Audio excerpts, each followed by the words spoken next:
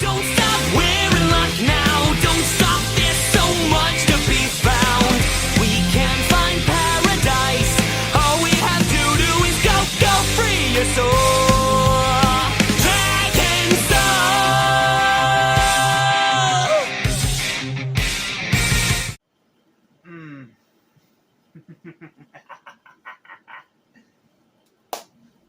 Oh yeah, we are in for an amazing one today, ladies and gentlemen. Because now that we are done with the painfully average mediocrity of Super Android 13, now we get to talk about one of my personal favorites. It's a movie that I've always loved ever since I first saw it, which was from a playlist on YouTube before it got claimed because I didn't own it yet. But thankfully, in recent years, now I do. So, ladies and gentlemen, welcome to my long-awaited and extremely exciting review of Broly the Legendary Super Saiyan. God, I love this movie. Like, I'm just gonna tell you that right now. If you're expecting me to be one of those people that's gonna, spend the whole video complaining about this and that, yada yada yada, get out of here. I only have a few little gripes with it. Outside of that, in my opinion, it's one of the best movies in the franchise. And is one that I probably rewatched the most out of all the Z films. Yes, all of them, even over Cooler's Revenge. So, yeah, we are in for a great one today, ladies and gentlemen. And this summary is very lengthy, so this should be a pretty long review. So, sit back, grab some popcorn, grab a drink. It's going to be a wild ride. Thank you guys for taking time out of your day to click on this video. Let's begin our journey into Broly the Legendary Super Saiyan. Ignore the background. The opening scene is set in space and shows a vision of the South Galaxy being destroyed with the voiceover saying that the galaxy has been shattered. In the original Japanese version, the galaxy is only stated to be under attack. King Kai stands on his planet, sensing the galaxy's attack and destruction, and in fear, he says that his galaxy is more than likely next, because they live in the North Galaxy. While at a Hanami picnic, during a painful karaoke session courtesy of Krillin, a massive ship arrives. Yeah, this is the one thing I will say about this movie right off the bat. Krillin's singing is terrible. But I feel like it was meant to be terrible on purpose to serve a joke, but it drags on for way too long, and it gets annoying, so... yeah. Just not a fan of Krillin singing, not a good start. Out comes a group of soldiers and Paragus, one of the few surviving Saiyans left. He invites Vegeta to rule over a new planet Vegeta. Vegeta initially refuses, until Paragus appeals to Vegeta's ego by asking him to kill the legendary Super Saiyan that has completely destroyed the South Galaxy. Gohan, Future Trunks, Krillin, a drunk Master Roshi, in the Funimation dub, Bulma claims that Roshi is behaving strangely because an unknown person hid all of Roshi's magazines. And Oolong and Krillin claim after arrival that he overdid himself by eating too many tuna sandwiches.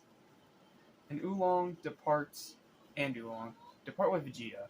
Future Trunks' reasons being to try and stop his father from doing something stupid, as Trunks was suspicious of Paragus' motives. Rightfully so. Meanwhile, Goku is waiting with Chi-Chi for a school interview to try to get Gohan into the school. Goku is then called telepathically by King Kai, and then teleports to King Kai's planet. It appears that Goku was talking to himself at the school, and shortly after Goku teleported, Chi-Chi is asked by the administration, people that are interviewing them, if Goku is some kind of magician, because he just teleports right in front of them without a care. Goku's oblivious hilarious. Just oblivious hilarity. At King Kai's planet, Goku is informed that the Super Saiyan is wreaking havoc over the galaxies, and having already eliminated most of the South Galaxy. King Kai also warns Goku that the North Galaxy, the galaxy they currently live on, is next. Goku tries to sense this Saiyan's ki, and after some difficulty, including forgetting the direction south was, just Goku being oblivious, manages to lock in, but notes that it is weak. He then uses instant transmission to get to the origin point of the signal, where he ends up shocked by the destruction caused, as well as the massive output of the energy trail. Soon after Gohan, Future Trunks, Krillin, Master Roshi, Oolong, and Vegeta arrive, a report comes in that the legendary Super Saiyan is attacking another planet. Vegeta takes Paragus' son Broly and investigates, not knowing that he's the legendary Super Saiyan. So it builds kind of a mystery around it. It's almost like a whodunit story. And I usually really like this kind of stories, though I will admit the mystery in here is a little bit flat, because I mean, he's literally in the title. You know who the Super Saiyan is. You're just waiting for him to come out and attack the Z Fighters. At first, the group on New Planet Vegeta believes that Paragus has good intentions and honestly wants to create a new Planet Vegeta, besides Future Trunks, who does not trust Paragus and decides to stop Vegeta. Later on, it is revealed that the planet is on a collision course with a large comet, Comet Komore. Yes, I know how to pronounce it correctly. Gohan, Krillin, and Future Trunks stumble upon the fact that the city of New Planet Vegeta is in ruin, and thus obviously not very usable. Also, there is slave labor commencing on the planet. Because of course there is. Gohan and the others interfere, but a punch to the air from Krillin is enough to drive away reinforcements. Krillin then begins to show off until he accidentally punches Goku in the face when the latter warps in on New Planet Vegeta, presumably following the Super Saiyan's energy trail. One of those funny, unexpected moments you don't think is going to happen, like Krillin's showing off and all of a sudden Goku shows up and he just smacks him right in the face. That's hilarious. While Vegeta and Broly are investigating the attacks on Totokama, the planet they were alerted of, Gohan, Future Trunks, and Krillin go out to investigate the new planet Vegeta. They find a slave colony strip, mining the planet to send energy to the palace. Gohan, Future Trunks, and Krillin quickly break up the slave labor going on at the colony. Good on them. This is also when Goku arrives on the planet to be punched by Krillin, as we already went over. It's freaking hilarious. Paragus also first meets Goku during this scene and immediately identifies him as Bardock's son, because he literally looks exactly like him. With the exception of course, the bandana and not having Saiyan armor. But, like, hair, structure, eyes, like, he looks exactly like Bardock. So, him thinking right away that that's Bardock's son makes a lot of sense. After a few tense moments, Goku eagerly accepts Paragus' proposal to have a feast, because, Goku's gotta get his food. During the feast, Goku deduces that Paragus' ki energy does not match the signature he had followed to get to the planet, although he wasn't able to give it much more thought after Oolong threatened to eat the entire banquet before Goku had a chance to eat. I love Dragon Ball, man, it's hilarious. Presumably later on, Gohan, Krillin, and Future Trunks learn from the slaves that the legendary Super Saiyan does indeed exist, as their home planet had been destroyed by it, and made clear that the legendary Super Saiyan was not Paragus. I mean, I thought that was obvious, but it's fine. Future Trunks then guessed that Broly couldn't be him either, due to him being a toothpick. The dialogue in this movie is hilarious, with Krillin deciding Paragus was possibly right. Meanwhile, Paragus is observing Comet Komore and madly declaring it for it to collide with the planet, and then promptly kills Moa after he expressed fear. In the Japanese version, Paragus killed him to ensure his silence, making sure Paragus knew about Komore colliding with the planet and planned for it. Shortly afterwards, Vegeta and Broly return from Totokama, because of course they do. Upon arrival, Vegeta expresses annoyance at Paragus for failing to tell him where the legendary Super Saiyan is, as he cannot find it without knowing its location, not knowing that the legendary Super Saiyan is literally standing right beside him. Goku is at the palace and greets Vegeta. Vegeta tells Goku he does not remember inviting him on the guest list. He then tells Goku to stay out of his way as he tries to find and kill this legendary Super Saiyan. And of course Vegeta calls him a clown. Not the first time that's happened either. The first time that Broly sees Goku, he immediately recognizes him and gets extremely angry. A fight almost breaks out between Goku and Broly, until Paragus brings the latter back under control by using a mind control device put on him when he was a teenager. Unfortunately for Paragus, Broly has found a way to bypass the mind control which the device has over him. In other words, he's getting stronger and learning how to act out on his own. During this scene, portions of Broly's past are told by Paragus. Broly apparently was disturbed and emotionally unstable as a kid, and blew up at least one planet. During his teen years, when Paragus tried to restrain Broly, Broly elbowed Paragus in the face, blinding him in his left eye and leaving a noticeable scar. After this incident, Paragus was struck with the fear of Broly's unnatural Saiyan strength, he was forced to have a scientist develop a ring to control his power. Well, it's more like a gauntlet, but whatever. An incident that nearly resulted in Broly killing Paragus. However, after the gauntlet worked, I'm calling it a gauntlet, it's not a friggin' ring. A ring goes on your finger, not around your whole friggin' hand, it's a gauntlet. After the gauntlet worked, Paragus decided to use Broly to conquer the universe. Later on that night, Paragus walks into Broly's room and tries to figure out why Broly is resisting his control, until he realizes that Goku and Broly were born on the same day. Broly was born with a power level of 10,000, while Goku was born with a power level of 2, according to two scientists of Planet Vegeta on the day they were born.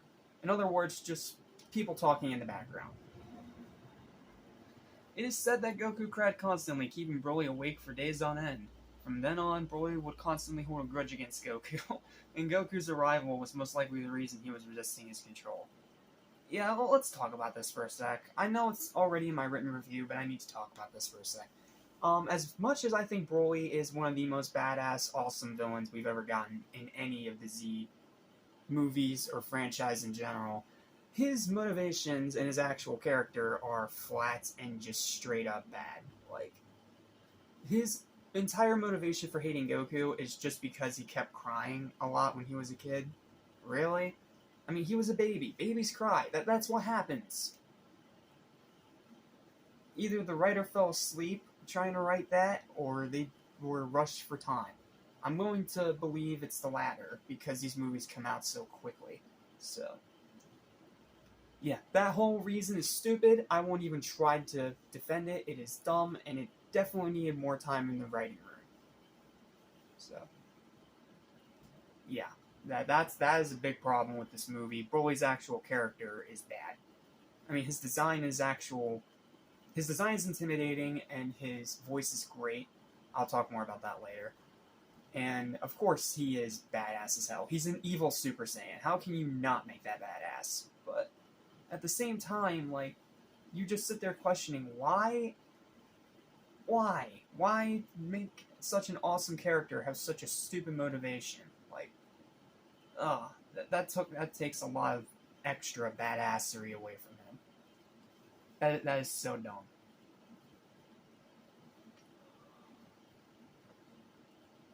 After Paragus reflects on the past, Broly attacks Goku during the night. It is in this fight that we see Broly in his Super Saiyan form. Not Legendary Super Saiyan, normal Super Saiyan. Yes, there is a difference, and I will explain it later. Towards the end of the fight, Paragus reasserts control over Broly and forces him to stop attacking Goku. He barely manages to do so, foreshadowing things to come, and leading Goku to figure out that Broly is in fact the Legendary Super Saiyan. Eventually, Gohan, Trunks, and Krillin bring the slaves they freed back to the palace, and they identify Broly as the one that attacked the planet. At the same time, Goku waits out for Vegeta at Paragus' ship and exposes that Broly is the Legendary Super Saiyan. Then Paragus decides to reveal the truth about why he brought Vegeta and the others onto the planet. Broly walks towards Goku, shouting, "Kakarot!" repeatedly. While on the walk towards Goku, Broly goes into his Super Saiyan form again. Vegeta, saying that the Saiyan was his to kill, transforms into a Super Saiyan and kicks Broly in the shoulder, but the attack has no effect. He then fires a photon bomber at Broly. Again, the name comes from the games, probably. To no effect as well. Broly soon rages out of Paragus' control and becomes a monstrous behemoth of a Super Saiyan, his most powerful form, Legendary Super Saiyan, his iconic big, bulking Hulk design. Vegeta, stunned by Broly's power, falls to the ground, eyes wide with fear, while Broly declares that Kakarot will be the first in his slaughter. Like, he literally does it in the most badass way possible. He's just like, "You, Kakarot! I choose you to be the first of my victims!" That is an awesome moment. Awesome line. Enraged beyond control, Broly destroys the strip mines and the slaves' home planet. after, Roshi tries to stop him with some stupid tomfoolery because he's Roshi, but it's fine.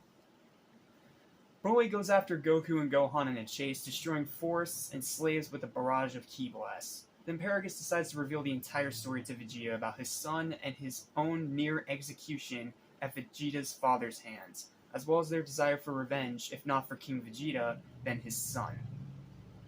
Yeah, and also this is another thing, I complained about this when I reviewed Bardock Father of Goku, and I'm glad they actually addressed it. We actually get to see King Vegeta before the planet Vegeta blows up. Like, thank you for addressing one of my biggest complaints from Bardock Father of Goku. Thank you. Broly then demands that they fight against him with all their strength, or else he will destroy New Planet Vegeta. In the dub, he sympathizes with their desire to not fight him, and makes clear he'll destroy the planet no matter what they decide. Again, just more badass dialogue from Broly. The chase stops, and Goku turns into a Super Saiyan. Gohan follows suit, and then Trunks comes to help, also transforming into Super Saiyan, and becoming so buff underneath of his jacket literally disintegrates from the aura. We don't get to see it often, but it's so cool when you see Trunks is that powerful. And yes, I'm talking about future Trunks, not garbage kid Trunks. There's a difference. Where was I? This is when the action really starts. To make it short, the battle is Broly in his legendary Super Saiyan form versus Goku, Gohan, and future Trunks in their Super Saiyan forms. Goku stated that Broly wins round 1, but then he gets to round 2. Master Roshi then attempts to fight after tripping and causing himself, Oolong, and Krillin and surviving Shimoans. Okay, that's what they're called. I was trying to figure out their name. To land in their vicinity, although largely because of his earlier drunkenness. He ultimately wasn't able to maintain his max power form. Not surprising. Broly then turns his attention to the Shimoan slaves, currently huddled in fear, and after giving a speech about their desires to return to their home planet being strong enough to occasionally look up at the sky, proceeds to lob an energy wave at their direction, only for it to impact the planet in full view of the slaves instead, causing him to mockingly ask if he blew up the planet before cackling insanely. Gohan was horrified by this display of cruelty and deemed that the Saiyan was pure evil. I mean, I thought that was already obvious. As well as future Trunks to declare that the universe itself would be destroyed if they don't stop him here and now. Goku then orders Krillin and Roshi to clear the area as Broly turns towards them to resume their fight. The battle gets intense, but remains completely one-sided. As in, Broly absolutely trucks the hell out of all of them. Like, I'm not even going to try to dance around it. He literally just trucks through all 3 of those Super Saiyans like it's nothing. Really showing off how powerful he really is.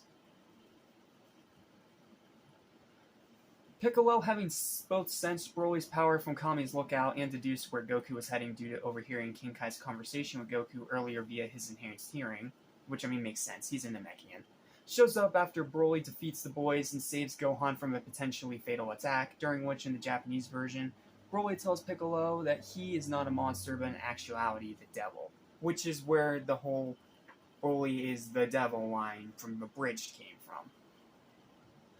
Piccolo then gets around to handing out senzu beans to everyone. Not long after, the 4 warriors then decide to gang up on Broly, who stands on a thin cliff. In only a matter of scenes, all 4 of them become annihilated by Broly again. Goku continuously gets punched in the face, Trunks and Gohan are both brutally clotheslined, and Piccolo is kicked twice and then blown meters away from a ki blast into a cliff. Recovering from the blast, Piccolo attempts to get Vegeta to fight. In shock, he refuses and is abandoned by Piccolo. Meanwhile, Goku is having a hard time doing anything to Broly except giving him a good time. Vegeta soon rediscovers his inner Super Saiyan pride, transforms into his Super Saiyan form once again, and joins the fight against Broly.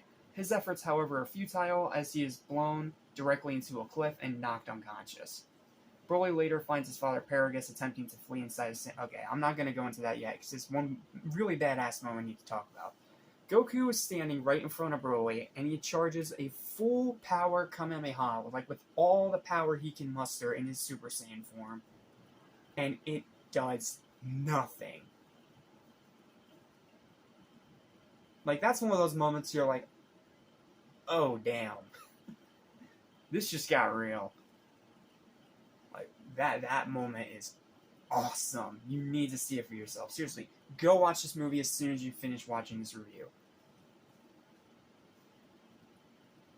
Broly later finds his father Paragus attempting to flee inside a Saiyan space pod, leaving his plan to die with the explosion of the planet.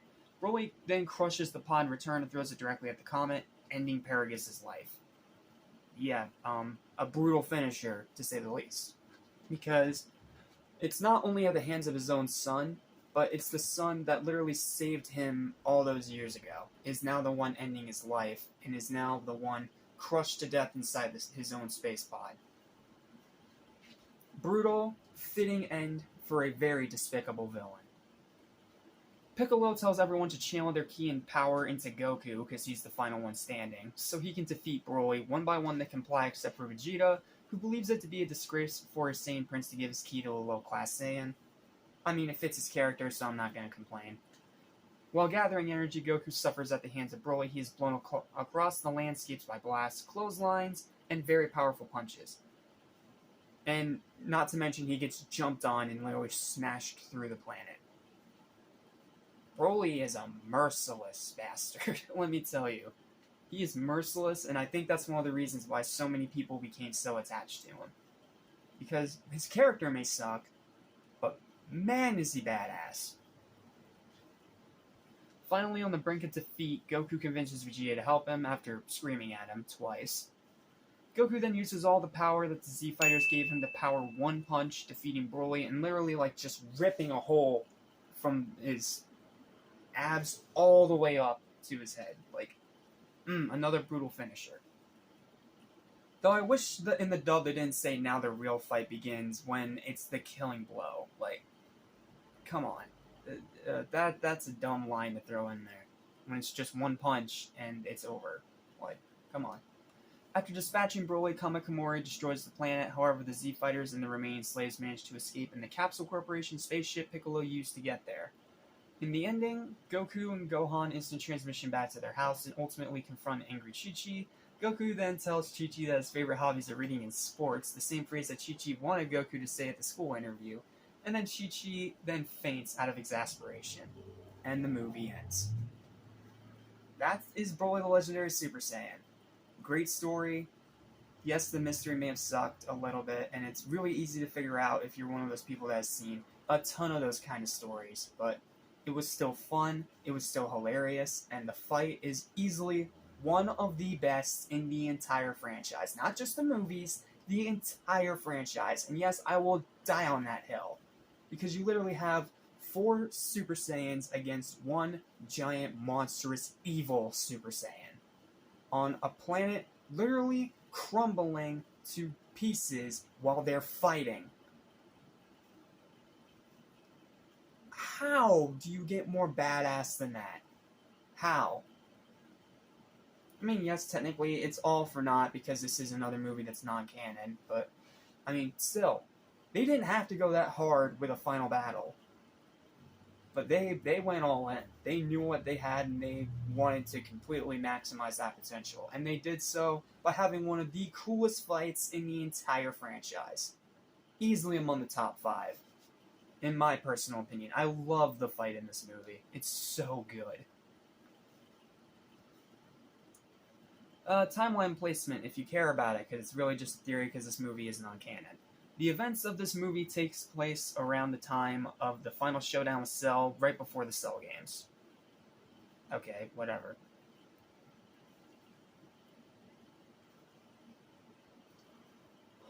Alright, now for our voice cast. Let's go over the ones that we've already went over a dozen times already. So, Sean Schemmel's Goku, Stephanie Dodoni's Gohan, Christopher Sabat is Piccolo, Sonya Straight's Krillin, Eric Vale is Future Trunks, Christopher Sabat is Vegeta, Tiffany Vollmer is Bulma, Mike McFarlane's Master Roshi, Cynthia Kranz is Chi-Chi, Brad Jackson's Oolong. I don't know why they're listing the mom and dad of Bulma, because I don't remember them being anywhere in this movie, but whatever. And then little baby Trunks is voiced by Stephanie Donnelly. And then Sean Shammel's King Kai, Kyle Herbert's the narrator. Okay, now for the new additions. Let's start with Broly. He's voiced by Cynthia Kranz as a baby. You know, just him quiet crying. And then Vic Mignogna is the one doing the voice here. Apologies if I just butchered your name. He does an amazing job with this role. Like, yeah, he doesn't have that much to really say, but he does what he needs to do. And his voice is very unique. Like, you will not find another Dragon Ball voice like his in any other characters or any other performances throughout this entire franchise. Like, Vic is Broly. He embodies Broly with almost every single line of dialogue that comes out of his mouth. Even if the writing of said dialogue isn't the best, he finds a way to just make it his own and make it feel a lot better. Like, it makes it feel more important than it actually is.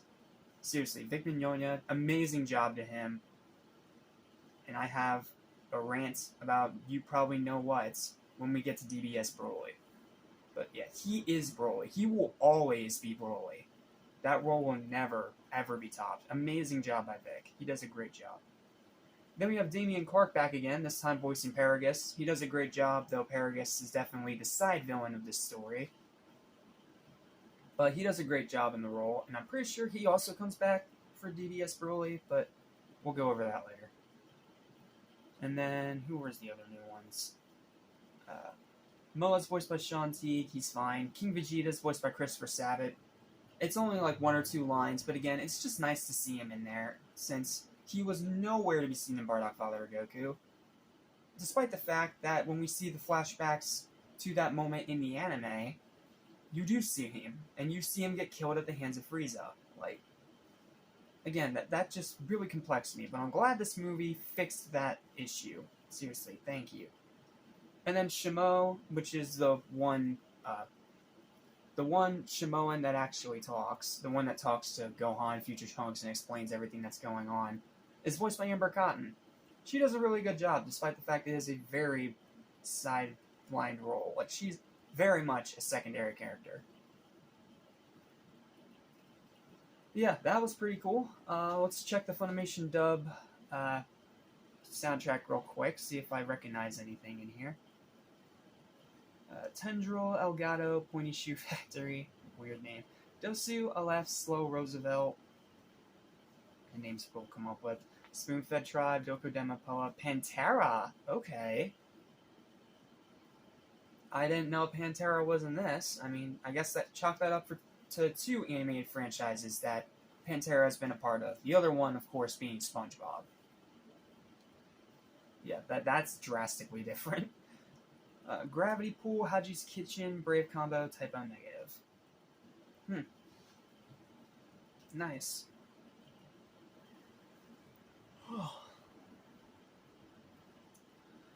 Do we want to go into trivia? I mean, we're already almost at the half-hour mark. And there's a lot here, and I do want to go all out with this. Yeah, we'll do it. Let's do some trivia. The school interviewer in this movie bears a striking resemblance to Jimmy Firecracker, the Cell Games commentator, except the interviewer wears purple-colored clothes. Reusing a character model, I mean, it's not unheard of. This is the first Dragon Ball Z movie in which Gohan uses his Super Saiyan form. It's also the first time the 4 Super Saiyans fight together alongside Piccolo as a team to defeat a villain. Which, again, badass. One of the coolest things in the entire franchise, and I will fight you on that. When Master Roshi is changing his face with a mask when he drunkenly challenges Broly, one of the faces he makes is that of Arale Norimaki from Akira Toriyama's Dr. Slump. Okay, I didn't actually know that one. That's cool. The movie, along with Super Android 13 and BoJack Unbound, used a variation of the third Chala Hichala opening with the sequences of Vegeta turning Super Saiyan and Future Trunks' Shining Sword attack, replaced by sequences of Krillin's Scattering Bullet, Tien Shinhan's Tri-Beam, and Yamcha's Spirit Ball from the first 2 versions. Another face Roshi makes has the features of a Super Saiyan as well as a beard illustrated in the likeness of the Super Saiyan hairstyle, typically adorned by Goku, complete with a golden aura. It is uncertain if this is an Easter egg showing Toei Animation's answer to how a bald Super Saiyan might appear, or if, like the sequence as a whole, it is meant to be taken as a simple comedic gesture. In the Funimation dub, when Chi-Chi practices interviewing Goku, Dance of the Hours by Amilcare Punchinelli can be heard in the background. However, the credits mistakenly say the creator of the song to be Brave Combo. Weird. Don't know how they made that mistake. It is likely that this movie takes place in the same timeline as Tree of Might, as the Toy Anime Fair movie book includes Turles in the character chart for this movie when discussing Saiyan relationships. Well, relations, excuse me. Even though Funimation Entertainment cut most references to Master Roshi being drunk in the movie, because of course they did, one hint at his original condition remained in the final cut, in the scene where Vegeta and the others are having Vegeta, when Roshi says, "I'm so hungover." Along with Broly Second Coming, this was one of the first two Dragon Ball Z movies to be released on the Blu-ray format. Okay, nice. Didn't realize that either. Despite Goku's desire for Gohan and himself to remain in their Super Saiyan forms up until the Cell games, they are shown in their base forms and only accessing the Super Saiyan forms when fighting Broly. It is possible that Chi-Chi made Goku power down due to their interview at the school they tried to get Gohan in, and seeing his father doing so, Gohan powered down too. Additional proof is found in Supersonic Warriors 2, where Paragus arrives on Earth, and the battle against Broly happens right before the Cell games, as well as in Budokai Tenkaichi 2, where the story battle introduction narration says, and yet in the midst of this terrible decisive battle, the other Z fighters were having a picnic. Cool way it ties back into the games. The 17th Shunsuke Kikuchi, I hope I'm pronouncing that right, music package for the franchise starts here. The cues are designated from the N15XX codes, and this package would make its series debut in Save the World. Okay. In Dragon Ball Fight, yes, I can finally talk about Dragon Ball Fighters. In Dragon Ball Fighters, the scene of Goku defeating Broly in this film is recreated as a dramatic finisher, and one of the coolest ones in the game. Like the way the camera just sways around them as Broly and Goku are charging at each other. That is sick.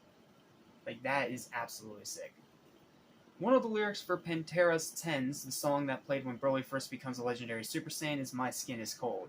Ironically, Broly in his next appearance would be revealed to have been frozen inside a lake for 7 years until Goten woke the legendary Super Saiyan up by crying over an apple. We'll get to that trash pile another day, but that is a goofy little coincidence. After rescuing Gohan from getting hit from Broly's ki blast in a comical situation, Goku's gi on his back was damaged. This is a reference to Cooler's Revenge, where he rescues his son from getting hit by Cooler's death beam that nearly killed him during the movie. I thought that was a reference to that, because the animations looked very similar. Nice little Easter egg. In the English dub, when Broly attempts to resume his attack on Goku just before becoming the legendary Super Saiyan, Goku says, "Let's get something straight. Some friends call me Kakarot, but I'm Goku, and you're not my friend." Ironically, in the ending of the English dub for Dragon Ball Super Broly, Goku, when befriending Broly, insists the latter calls him Kakarot. That's a really nice moment. Not to mention, it's pretty much Goku accepting his Saiyan heritage, which is a nice moment to see, and I'll talk more about it when we get to DBS Broly. And don't be surprised that that review is almost 2 hours long. Like, I have a lot to say about DBS Broly. It's such a great movie. On a similar note, the English dub of the scene where Broly attempts to power up when Paragus interferes has Goku yelling, "Listen to what your father is telling you. Calm down, please," with Broly ignoring both Goku and Paragus. In Dragon Ball Super Superhero, yes, I can talk about this movie too. Thank you. While Broly is sparring with Goku in Wrath form, he's about to go on a rampage when Goku tells Broly to calm down, only this time he obeys. Nice little Easter egg. At 46 minutes and 7 seconds through 46 minutes and 9 seconds, there is an animation error when Broly is seen flying in and out of his Super Saiyan form and his base form in the shadows through an abandoned building while attacking Gohan. Whoops. Just before Broly attacked Goku in the dead of night, Roshi, while inadvertently tickling Oolong's foot while asleep, briefly says, "Hey baby, what's your sign?" This refers to a common pickup line during the 1970s, with sign in this case referring to a person's zodiac. I thought that was already obvious, but okay. And the final fact is, the movie has been well known for its usage of American rock music for its English cover, with some fans pleading for something like this to return in the near future. I agree. Bring back the American rock music. It really brought a lot to these DBZ movies. When they use rock music, licensed American rock music, in the soundtrack for like final battles and stuff like that, It is sick. So, that's facts. That's the story. That's the voice acting. Yes, and all that's left is the written review. This one, trust me, this one's not nearly as lengthy. But we're definitely already up to our longest review of Super Saiyan-Tember 2 so far. I mean, I can't say I'm surprised. I love this movie and I had a lot to say. So, yep. Let's just finish off with our written review. And, yeah, we'll go from there. Here we go. So, here's my written review. Outstanding action, great story, stellar voice acting, solid animation, some hilarious moments, an insanely awesome final battle, enjoyably brutal kills, good writing, an enjoyably badass villain that's iconic to the franchise, great dialogue, fantastic designs, especially Broly's legendary Super Saiyan. Just, I hope the man who designed that gets a raise. And an extra raise for everyone that had to animate that big hulking beast, because my goodness, that could not have been easy to animate. A great pace that's actually refreshingly slower by a small bit compared to the other movies. A runtime that actually lets them take advantage of the concept. Thank you, another one of my negatives from my past reviews. Like, seriously, thank you. Because this movie is like an hour and 10 minutes, I believe. And they really do use that to its full advantage. I know Team 4 Star says they just drag their feet until they get to the fight, but I disagree. I think they do a great job setting up and leading up to the fights, in my personal opinion. But that's just is how it is. I may be alone on an island with that one, or I may be in a giant crowd with that one. I honestly don't know. But that is a huge plus. One of the best transformation sequences in the franchise. Even the haters can't even ignore that. Like, the way that there's these different colored circles that come around Broly as he's powering up into his legendary Super Saiyan form, that's cool. And then you see, like, the lights around him, his eyes go green, and you just see him bulk up a little, and the mind control device on his head shatter to pieces. Like, that thing is, that's some good stuff, man. So freaking good. One of the best fights of the entire franchise with 5 Super Saiyans. And they didn't make it boring. Super Android 13. Fantastic lighting. I know I didn't really praise this as much enough in the other movies, but there is some great lighting in this movie. Especially, like, during the nighttime sequences. Just, chef's kiss. Beautiful lighting. Excellent soundtrack, especially in the uncut version, and astronomically high rewatchability. Also, we finally get to see King Vegeta in the movie flashbacks to the actual events before Planet Vegeta blew up. Again, thank you. Thank you for addressing one of my only problems with Bardock Father Goku. Thank you. Its only flaws are the cringy beginning with Krillin's horrendous singing, and Broly's actual character being pretty flat. The reason for why he hates Goku is stupid beyond comprehension, and his actual personality is pretty much just being over-the-top evil without any actual reasonable motivation. Again, that's pretty much just me picking at straws at that point. Overall, though, despite its small flaws, I love this movie. I can understand why some don't like it, but I've always enjoyed the heck out of this one ever since I first saw it, and it's only gotten better with every single rewatch. It is a fan favorite of the franchise, and for damn good reason. I would love to give it a perfect score, but those 2 nagging flaws keep me from being able to do so with full confidence. Regardless, highest recommendation possible, easily among the best movies in the franchise.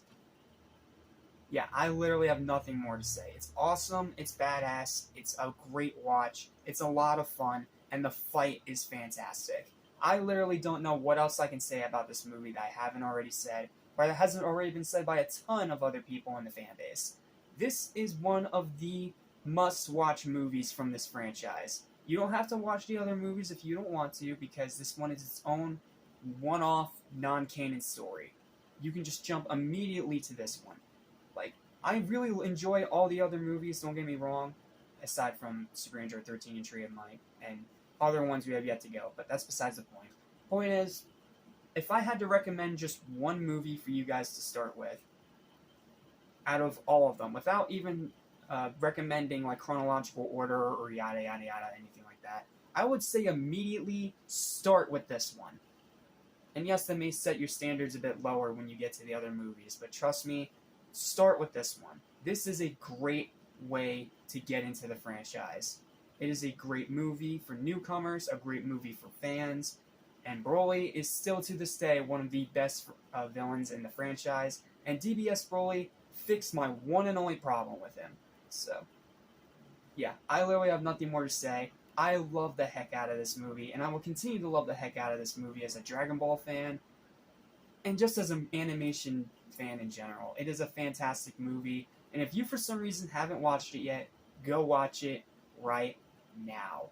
My final verdict for Broly the Legendary Super Saiyan is going to be the highest 9.5 that I can give out of 10. Like, highest 9.5 out of 10 I can possibly give. Absolutely check this one out. It is easy to get. It is available in multiple different versions. You cannot miss this one. It is a fantastic movie, and you are going to have an absolute blast. Fantastic movie. I cannot recommend it highly enough.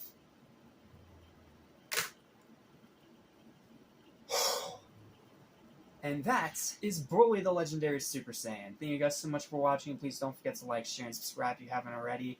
And make sure your notification bells are on because we still have a long way to go with this marathon. Not only finishing off the rest of the movies, but we still have the sagas of Dragon Ball, Dragon Ball Z, and Dragon Ball Super to review and look forward to before this marathon is done. But one thing I do want to address real quick is that yesterday I did make a bit of a lay whoops because originally on my schedule, yesterday I was supposed to review History of Trunks. But I ended up reviewing Super Android 13 instead. So here's what I'm going to do. Tomorrow we will review BoJack Unbound, and then the day afterwards you'll get History of Trunks. So you will get it on Sunday because today's Friday, right? Today's Friday? Yes, today's Friday. So yep, that's the plan. BoJack Unbound tomorrow, and History of Trunks on Sunday. So I apologize for making that error. It was entirely unintentional. I was kind of just going through the movies and I forgot my schedule. So it is what it is, right? But thank you guys so much for watching this review. Please don't forget to like, share, and subscribe. And don't forget, the Fortnite NFL stream is tonight, 7:30 p.m. EST, exclusively right here on Animation Station. I will be live streaming it. And yes, Mountain Kitty should hopefully be joining me once again. So it should be a very fun stream. It should be a very great stream. And I'd love for you guys to all come and enjoy the insanity with me. And you will also get to hear my reaction to the Chiefs and Lions game from yesterday, as well as my predictions for all the other games in the first week of the NFL. So that's what you guys have to look forward to. But for those of you that don't care about NFL and are just going to skip over that, well, I'll see you tomorrow for BoJack Unbound. But for the rest of you, see you tonight for the live stream. And as for all of you in general, thank you for watching. I'm Jack Small of Animation Station. Stay Super Saiyan, and I'll see you guys next time. Peace! Oh, such a good movie! Yay!